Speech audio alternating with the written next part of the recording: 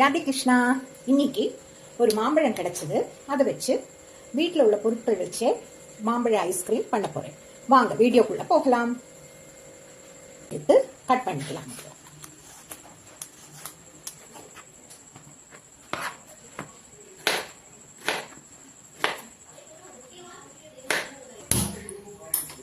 இதாங்க ஒரு கப் பால் விட்டுக்கிறேன். அதாவது 240 மில்லி இருக்குதுங்க. அடுப்பை சின்னதாக இருக்கணும். இதால ஒரு 1/4 கப்பு, எந்த கப்பில் எடுத்தோமோ அதில் ஒரு 1/4 கப்பு ஜீனி, எந்த கப்பில் பால் எடுத்தோமோ அதே கப்பால். அதே மாதிரி ஜீனி மாதிரி 1/4 கப்பு எவ்ரிடே மில்க் பவுடர் எடுத்திருக்கேன். பால் பொடி இல்லாட்டா பரவாயில்ல, நான் பால் பொடி போட்டால் ரொம்ப நல்லா இருக்கும். இருக்குன்னா போட்டா போதும்.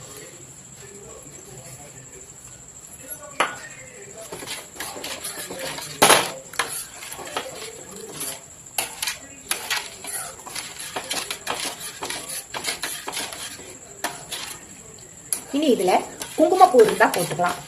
இது நல்ல கலர் குடிக்கும். நான் வந்து குங்குமப்பூ இல்லை, அதனால கஸ்டர்ட் பவுடரை போட்டுக்கிறேன்.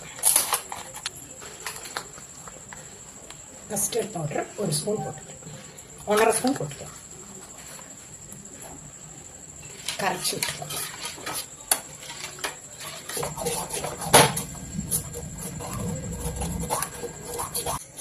கெட்டியா ஆயிருக்கு.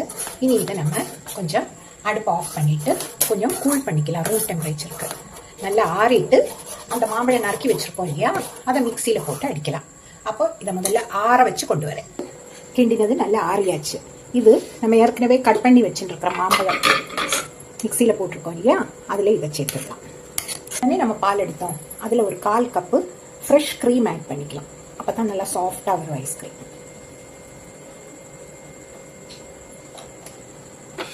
நம்ம பால் காய்ச்சும் போது ஆடை எடுத்து வச்சிருக்கோம் இல்லையா, வெண்ணெய்க்கு வேண்டி, அதை கூட கொஞ்சம் 1 ஸ்பூன் போட்டுட்டா கூட போதும்.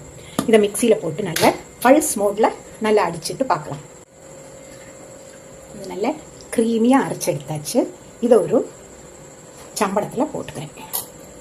இதை இப்படியே மூடி ஃப்ரீசர்ல ஒரு 2 மணி நேரம் வச்சுட்டு பார்க்கலாம். இதோ 2 மணி நேரம் ஆச்சு ஃப்ரீசர்ல வச்சுட்டு. இப்போதோ சாஃப்டா இருக்கு. இன்னொரு தரம் இதை மிக்சியில போட்டு பல்ஸ் மோட்ல ஒரு 30 செகண்ட் அடிச்சுட்டு திருப்பி ஃப்ரீசர்ல ஒரு 8 முதல் 10 மணி நேரம் வச்சாச்சுன்னா நம்ம ஐஸ்கிரீம் ரெடி ஆயிடும். இந்த பல்ஸ் மோட்ல அடிச்சுட்டு வந்துடும். இந்த பல்ஸ் மோட்ல போட்டு மிக்சியில அரைச்சிட்டு வந்து இந்த சம்பளத்திலேயே நாங்க போட்டாச்சு. என்கிட்ட கொஞ்சம் ட்ரை ஃப்ரூட்ஸ் இருந்தது, முந்திரி, பாதாம், வால்நட். அப்ப அதை மிக்சியில கோல்ஸா பொடிச்சிருக்கேன். அதை மேல போட்டுருக்கேன்.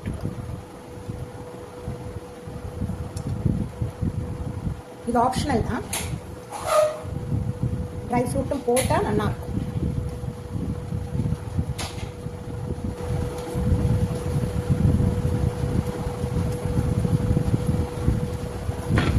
இது கொஞ்சம் பிஸ்தாவும் இருக்குது, அதுவும் இதுக்கு மேல டெக்கரேஷன் போடும்.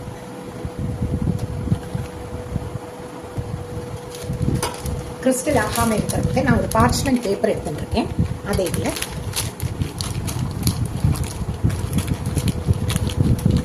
வச்சுட்டு ஏர் டைட்டா மூடி இதை ஃப்ரிட்ஜில் 8 மணி நேரத்துல இருந்து 10 மணி நேரம் வரையும் வைக்கலாம்.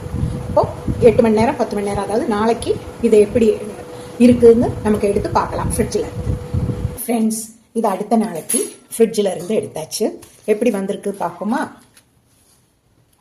பார்த்தீங்களா, நல்ல கடையில இருந்து வாங்குற ஐஸ்கிரீம் மாதிரியே வந்திருக்கு. அப்போ இந்த கோடை காலத்தில் இந்த மாதிரி நீங்கள் ஐஸ்கிரீம் பண்ணி கண்டிப்பாக சாப்பிடுங்க. மேங்கோ ஐஸ்கிரீம் அவ்வளவு டேஸ்டாக இருக்கும்.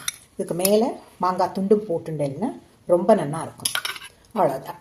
வாழ்க வளமுடன். நன்றி, வணக்கம்.